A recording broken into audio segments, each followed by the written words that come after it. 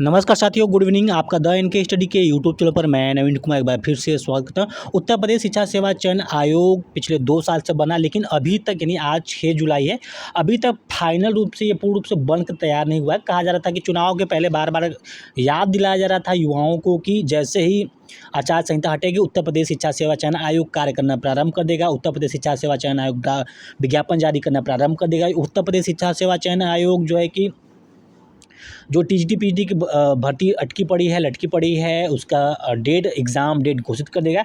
उत्तर प्रदेश शिक्षा सेवा चयन आयोग असिस्टेंट प्रोफेसर के एग्ज़ाम डेट जारी कर देगा। उत्तर प्रदेश शिक्षा सेवा चयन आयोग प्राथमिक भर्ती के लिए यूपी टेट का आयोजन करने के लिए प्रक्रिया आगे बढ़ा देगा। तो तमाम प्रकार के दावे केवल खोखले नज़र आ रहा है।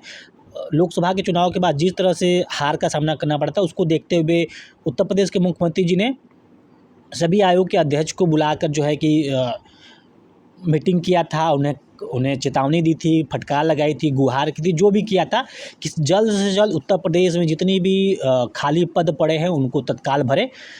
जल्द से जल्द उत्तर प्रदेश में जितने भी जो अल्टी ग्रेड के लिए माहौल चल रहा है कि अल्टी ग्रेड में अभी अर्हता का विवाद है, उसको सुलझाया जाए। जीडीसी के लिए नियमावली में शासन से अंतिम अनुमति मिलनी है, उसको जल्द से जल्द अनुमति मिल जाए। यानी तमाम प्रकार के वादे थे, दावे थे, चाहे इसको विनती करिए, चाहे इसको जो भी नाम दीजिए, सभी प्रकार के अब खोखले नज़र आ रहे हैं। क्योंकि अभी तक उत्तर प्रदेश शिक्षा सेवा चयन आयोग से जो भी वैकेंसी जारी की जाने की बात की जा रही थी, अभी तक कुछ नहीं हुआ। अभी तक उत्तर प्रदेश शिक्षा सेवा चयन आयोग के लिए स्थायी अध्यक्ष की नियुक्ति भी नहीं हुई है, ना ही परीक्षा नियंत्रक की नियुक्ति, ना ही सचिव की, ना ही उप सचिव की नियुक्ति हुई है।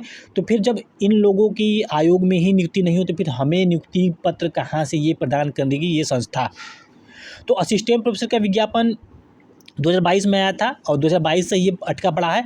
अभी तक इसका कुछ अता पता नहीं कि इसी साल इसका एग्ज़ाम होगा या फिर 2027 तक अभ्यर्थियों को वेट करना पड़ेगा। टीजीटी पीजीटी का विज्ञापन जो है कि ये भी 2022 में ही हुआ था, तो इसका एग्ज़ाम डेट कब घोषित होगा, कब एग्ज़ाम कराया जाएगा। पीजीटी के लिए तो इंटरव्यू भी होना है, असिस्टेंट प्रोफेसर के लिए भी इंटरव्यू होना है, तो उसका इंटरव्यू कब होगा। यानी सारी चीज़ें प्रक्रिया में है, लेकिन अभी जो है कि ये अस्तित्व में नहीं आ पाया। खंड शिक्षा अधिकारी का एग्ज़ाम 2019 में हुआ था, 2024 चल रहा है, 2024 के 6 महीना गुजर चुके हैं, लेकिन अभी तक इसका जो विज्ञापन जारी नहीं किया गया। ये उत्तर प्रदेश लोक सेवा आयोग से विज्ञापन जारी किया जाना है, लेकिन लोक सेवा आयोग कब विज्ञापन जारी करेगा, शायद अध्याचन मिल भी चुका है लेकिन पेंडिंग में पड़ा है। एलटी ग्रेड का विज्ञापन लास्ट 2018 में आया था। अभी तक शैक्षिक अर्हता का कुछ विवाद है। अगर शासन प्रशासन चाहे तो शैक्षिक अर्हता का विवाद मात्र 1-2 दिन में सॉल्व किया जा सकता है, लेकिन ये उदासीनता है और अभ्यर्थियों के प्रति ये उदासीनता है। और अभ्यर्थियों ने अच्छा सबक दिया था 2024 के इलेक्शन में।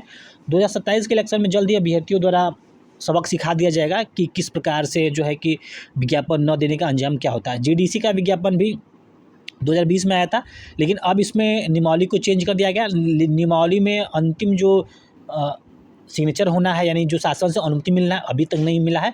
जीआईसी का विज्ञापन भी 2020-21 में आया था, अभी तक इसका विज्ञापन नहीं आया। हालांकि इसका अधियाचन प्राप्त हो चुका है। ये सभी जो है एलटी ग्रेड, जीडीसी या फिर जीआईसी का जो विज्ञापन है, उत्तर प्रदेश लोक सेवा आयोग से जारी किया जाना है। पीआरटी के लिए 50,000 से अधिक सीटें खाली है।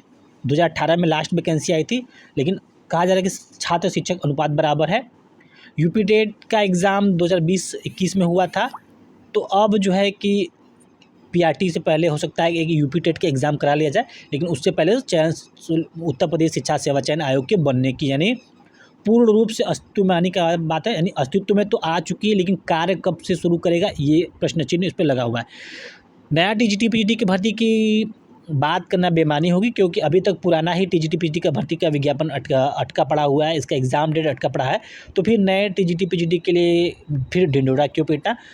वैसे ये भी कहा जा रहा था कि असिस्टेंट प्रोफेसर की भर्ती जो है कि हर साल आएगी, क्योंकि जून में जो असिस्टेंट प्रोफेसर रिटायर होंगे, तो उनका एक अधियाचन ले लिया जाएगा, मंगा लिया जाएगा कि कितने पद के लिए कहाँ से रिटायर हुए हैं।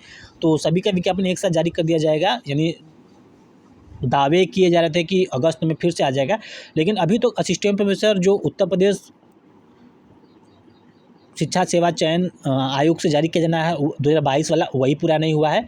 जीडीसी का भी विज्ञापन का अधियाचन मिल चुका है, वो भी अभी नहीं आया है, नियमावली चक्कर में उलझा पड़ा है। तो फिर नए असिस्टेंट प्रोफेसर के लिए विज्ञापन जारी करना अभी अतिशयोक्ति होगी। अभी मामला उलझा पड़ा है।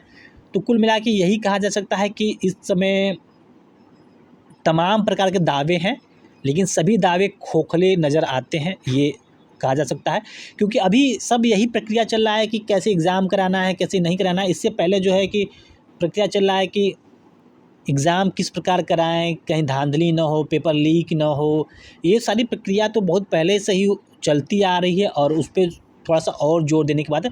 लेकिन अब सरकार को चेतने की ज़रूरत है, सरकार को जागने की ज़रूरत है। उत्तर प्रदेश लोक सेवा आयोग हो गया, या फिर उत्तर प्रदेश शिक्षा सेवा चयन आयोग हो गया, उत्तर प्रदेश अधीनस्थ सेवा चयन आयोग हो गया, उत्तर प्रदेश पुलिस भर्ती बोर्ड हो गया, या फिर कोई अन्य भर्ती बोर्ड है, तो अब वो जाग जाए। युवाओं के बारे में जो चिंता करने की बात है कि आखिर उन्हें कितना और भटकना पड़ेगा। 2018 के बाद से देखा जाए तो तमाम प्रकार की भर्तियां अटकी पड़ी हैं। अकेले जो है कि उत्तर प्रदेश अधीनस्थ शिक्षा सेवा चयन आयोग से 32 प्रकार की भर्तियां जो है कि अटकी पड़ी हैं। किसी का एग्ज़ाम नहीं हुआ, किसी का रिजल्ट नहीं आया, किसी का आंसर की नहीं आया, किसी का टाइपिंग टेस्ट रुका, यानी सभी प्रकार की चीज़ें रुकी पड़ी हैं।